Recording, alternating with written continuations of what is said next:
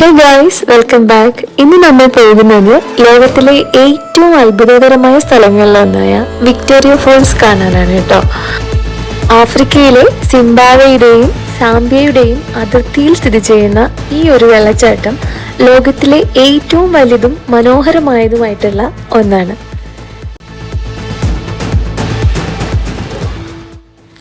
അപ്പോൾ ഞങ്ങളിപ്പോൾ ഉള്ളത് വിക്ടോറിയ ഫോൾസിന് തൊട്ടടുത്തുള്ള ഒരു ക്രാഫ്റ്റ് മാർക്കറ്റിലാണ് കേട്ടോ.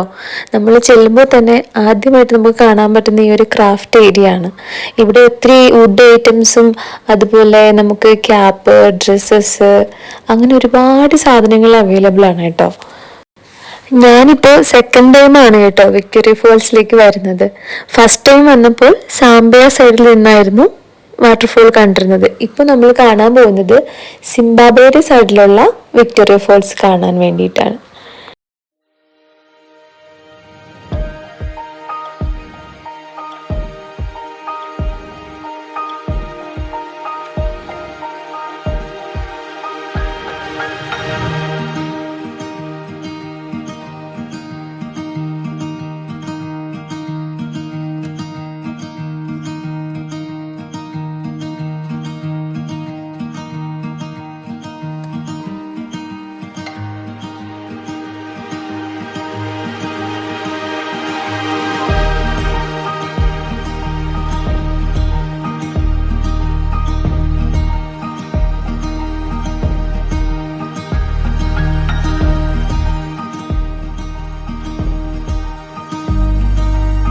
അപ്പോൾ ഞങ്ങൾ നേരെ പോയത് അവിടുത്തെ ടിക്കറ്റ് കൗണ്ടറിലേക്കാണ് കേട്ടോ. അവിടെ നല്ല തിരക്കുണ്ടായിരുന്നു. അപ്പോൾ ഞങ്ങൾ കുറച്ചു നേരം ക്യൂവിൽ നിന്നതിന് ശേഷം നമുക്ക് പാസ് ഒക്കെ കിട്ടി. അത് കഴിഞ്ഞ് നമ്മൾ ഉള്ളിലേക്ക് കിടക്കുമ്പോൾ നമുക്ക് അവിടുത്തെ മാപ്പും അതുപോലെ നമുക്ക് പോകേണ്ട പ്രധാന പോയിന്റുകളെ പറ്റി നമുക്ക് അവിടുത്തെ സ്റ്റാഫ് പറഞ്ഞു തരും.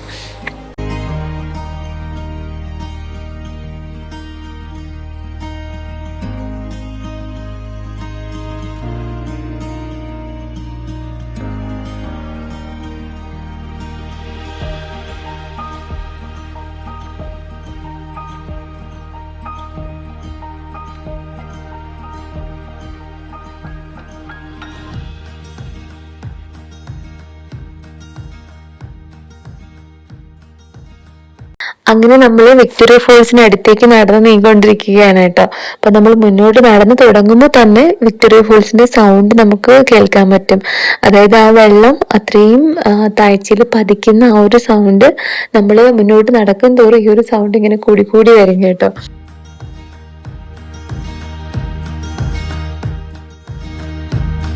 1855 ബ്രിട്ടീഷ് ഗവേഷകനായ ഡേവിഡ് ലിവിങ്സ്റ്റോൺ ആണ് യൂറോപ്യൻ ലോകത്തിന് ഈ ഒരു വെള്ളച്ചാട്ടത്തെ പരിചയപ്പെടുത്തിയത്.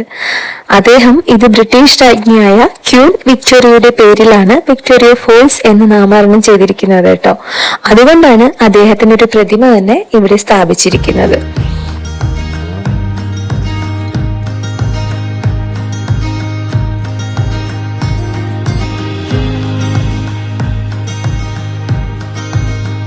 ഇപ്പൊ നമ്മള് റെയിൻ ഫോറസ്റ്റിന് ഉള്ളിലേക്ക് പ്രവേശിക്കുകയാണ് കേട്ടോ. വിക്ടോറിയ ഫോൾസിന് ചുറ്റുമുള്ള ഈ ഒരു പ്രദേശം മിസ്റ്റ് കാരണം എല്ലായ്പ്പോഴും നല്ല പച്ചപ്പോടി നിൽക്കും. അതുപോലെ നമ്മൾ നടക്കുമ്പോൾ തന്നെ നമ്മുടെ ദേഹത്തൊക്കെ ഇങ്ങനെ തുള്ളി തുള്ളിയായിട്ട് വെള്ളം വീഴുന്നുണ്ടാവും കേട്ടോ. ഈ താഴെ പതിക്കുന്ന വെള്ളമാണ് മേളിലേക്ക് പൊന്തി വന്ന് നമ്മുടെ ദേഹത്തേക്ക് വീഴുന്നത്. അത്രയും ആഴത്തിലാണ് ഈ ഒരു വെള്ളം വീഴുന്നത് കേട്ടോ. ഇവിടെ വെള്ളം ഏകദേശം 100 മീറ്റർ ഉയരത്തിൽ നിന്ന് താഴേക്കാണ് പതിക്കുന്നത്. വീതി ഏകദേശം 1.7 കിലോമീറ്റർ വരെയാണ്.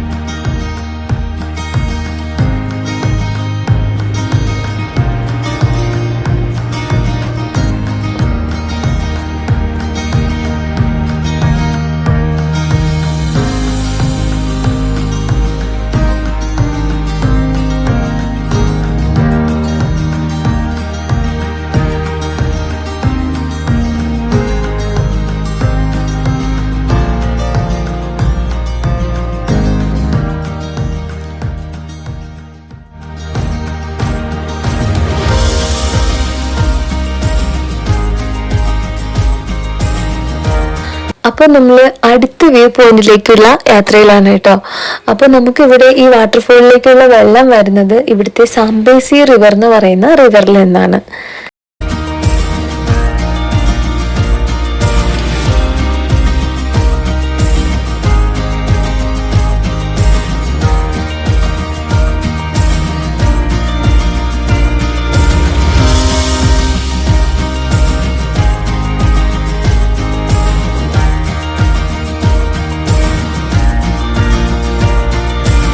അടുത്തതായി നമ്മൾ പോകുന്നത് റെയിൻബോ ഫോൾ വ്യൂ പോയിന്റിലേക്കാണ് കേട്ടോ.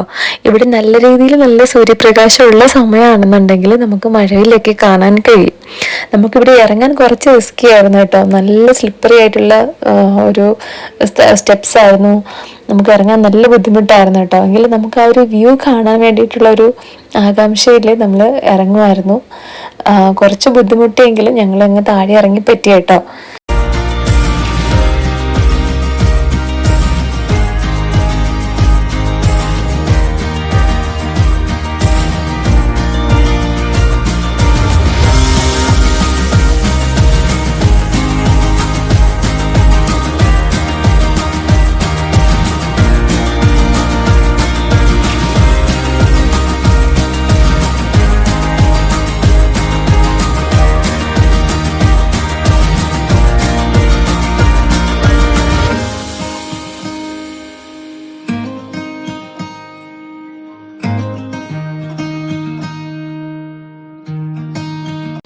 ഇവിടം മറ്റൊരു വ്യൂ പോയിന്റ് ഏരിയ ആണ് കേട്ടോ.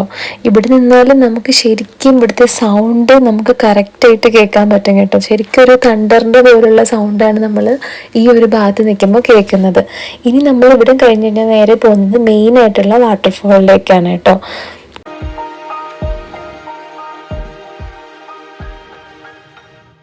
മെയിൻ വാട്ടർഫോളാണ് ഏറ്റവും പവർഫുള്ളായ ഭാഗം എന്ന് വേണമെങ്കിൽ പറയാം.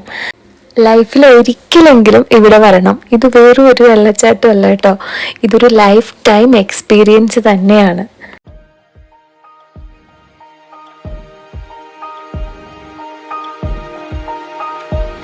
അപ്പോൾ നമ്മൾ ഇനി പോകുന്നത് മെയിൻ വാട്ടർഫോൾ വ്യൂ പോയിന്റിലേക്കാണ്. ഇവിടുത്തെ കാഴ്ചയാണ് ഏറ്റവും മനോഹരം കേട്ടോ. ഇത് നമ്മൾ ദൂരെ നിന്ന് കാണുന്ന ഒരു വ്യൂ ആണ്, പക്ഷെ നമുക്ക് ഇതിൻ്റെ മുന്നിലേക്ക് തന്നെ നമുക്ക് പോകാൻ പറ്റും. ആ ഒരു വ്യൂവിലേക്കാണ് നമ്മളിനി പോകുന്നത്.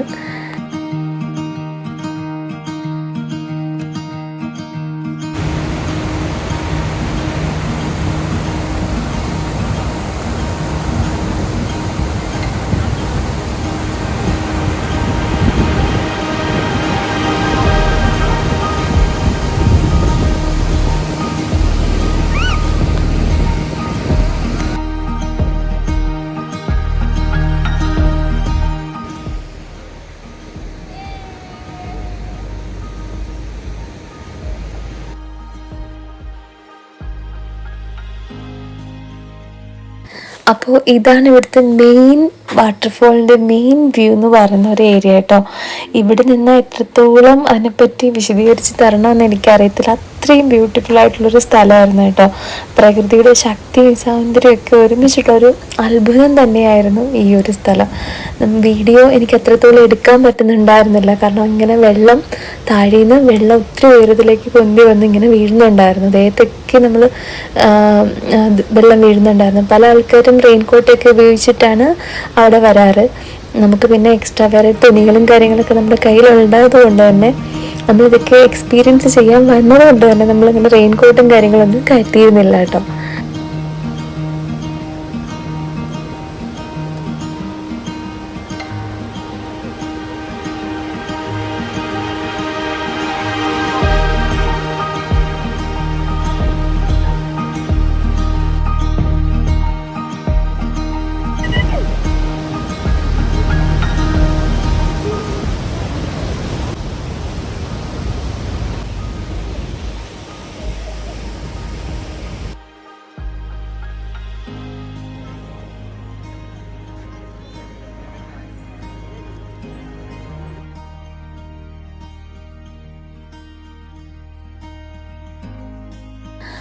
അങ്ങനെ വിക്ടോറിയ ഫോൾസ് ഒക്കെ കണ്ടു കഴിഞ്ഞതിന് ശേഷം നമ്മൾ നേരെ പോയത് സാംബിയ സിംബാബ്വെ ബോർഡർ കാണാനാണ് കേട്ടോ. ഇവിടെ അപ്പുറം ചാടിയാൽ സാംബിയ, ഇപ്പുറം ചാടിയാൽ സിംബാബ്വെ, അങ്ങനെയായിരുന്നു. അപ്പോൾ ഇവിടെ ഒരുപാട് ആക്ടിവിറ്റീസൊക്കെ ഈ ഒരു ഏരിയയിലാണ് നടത്തുന്നത് കേട്ടോ. Bungee jumping, helicopter ride, rafting, അങ്ങനെ ഒത്തിരി ആക്ടിവിറ്റീസ് ഈ ഒരു ഏരിയയിലാണ് അവർ നടത്തുന്നത്. ഈ ഒരു പാലത്തിലൂടെ റെയിൽവേ ട്രാക്കും അതുപോലെ തന്നെ റോഡും ഒരുമിച്ച് കടന്നു പോകുന്നു എന്നതാണ് മറ്റൊരു പ്രത്യേകത. പഴയ കാലത്ത് ആഫ്രിക്കയിലെ പ്രധാന റെയിൽവേ മാർഗങ്ങളിൽ ഒന്നായിരുന്നു കേട്ടോ ഇത്. അതുപോലെ ഈ ഒരു ബ്രിഡ്ജിൽ നിൽക്കുമ്പോൾ നമുക്ക് വാട്ടർഫോളിന്റെ അതിമനോഹരമായിട്ടുള്ള ഒരു വ്യൂവും കാണാൻ സാധിക്കും.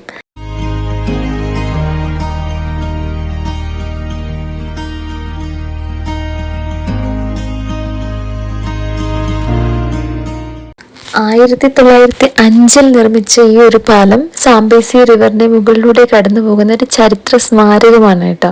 ഈ പാലം ബന്ധിപ്പിക്കുന്നത് 2 രാജ്യങ്ങളെയാണ്, സാംബിയയും സിംബാബ്വേയും. ഇവിടെ നിൽക്കുമ്പോൾ ഒരു വശത്ത് നമുക്ക് ഈ ഒരു വാട്ടർഫോളും മറുവശത്ത് രാജ്യങ്ങളുടെ അതിർത്തിയും പിന്നെ ഈ ചരിത്ര സ്മാരകമായ ഈ ഒരു പാലവും, ഇതെല്ലാം കൂടി ചേർന്ന് തന്നെ ഈ ഒരു സ്ഥലത്തെ ഒരുപാട് സ്പെഷ്യലാക്കുന്നു. ഇവിടെയാണ് ബഞ്ചി ജമ്പിങ് ചെയ്യുന്നത് കേട്ടോ. ഏകദേശം 111 മീറ്റർ ഉയരത്തിൽ നിന്നാണ് ആളുകൾ താഴേക്ക് ചാടുന്നത്. കൂടാതെ ഇവിടെ സിപ്ലൈൻ പോലുള്ള ആക്ടിവിറ്റീസും ഇവിടെ ഉണ്ട്.